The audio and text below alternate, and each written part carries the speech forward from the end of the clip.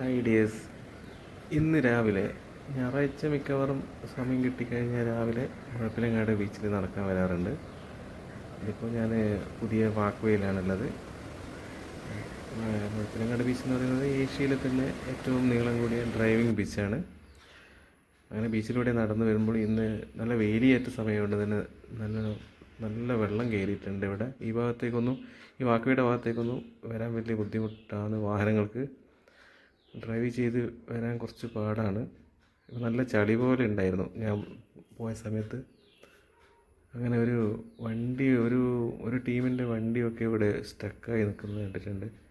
അവർ വളരെ പണിപ്പെട്ടിട്ടാണ് അത് എടുത്ത് മാറ്റിയത്. അതിനുശേഷം വീട്ടിൽ വന്നപ്പോൾ ഇതേ മോളിൽ അവിടെ ഹുലാ ഹൂപ്പ് ഡാൻസും പിന്നെ ഇടയ്ക്ക് ഭക്ഷണം കഴിക്കുന്നുണ്ട്. ഹുലാ ഹൂപ്പിൽ ആടിക്കൊണ്ടിരിക്കുന്നുണ്ട്. അത് പിന്നെയും വീണുപോയി.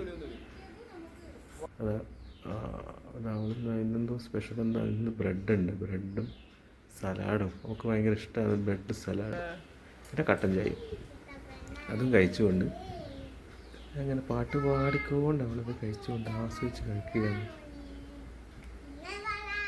ഇന്ന് ഡാൻസ് പോകേണ്ട ദിവസമാണ്. അങ്ങനെ ഡാൻസിൻ്റെ ഡ്രസ്സെല്ലാം മാറ്റിക്കൊണ്ടിരിക്കുമ്പോൾ വെറുതെ ദേഷ്യം പിടിപ്പിച്ച് നോക്കിയാൽ അച്ഛന് നല്ലൊരു കണക്കിന് കിട്ടുകയും ചെയ്തു. പിന്നെ നടന്ന് ഡ്രസ്സൊക്കെ മാറ്റി ഞങ്ങൾ പുറത്തേക്ക് വണ്ടിയിലേക്ക് കയറാൻ പോകുന്നതാണ്.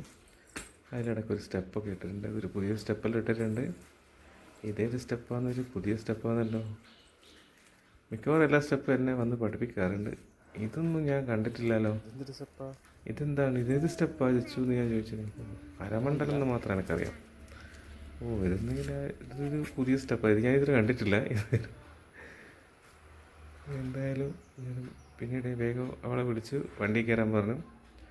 അവൾ ചാടി വണ്ടി കയറി അവിടെ അവളെ തരുന്ന സ്ഥലമുണ്ട്. മുട്ടായിനെ എനിക്ക് കിട്ടുന്ന മുട്ടായിലെ ഇവിടെ ഇട്ട് വെക്കാറുണ്ട്. അത് അവൾ എടുക്കും.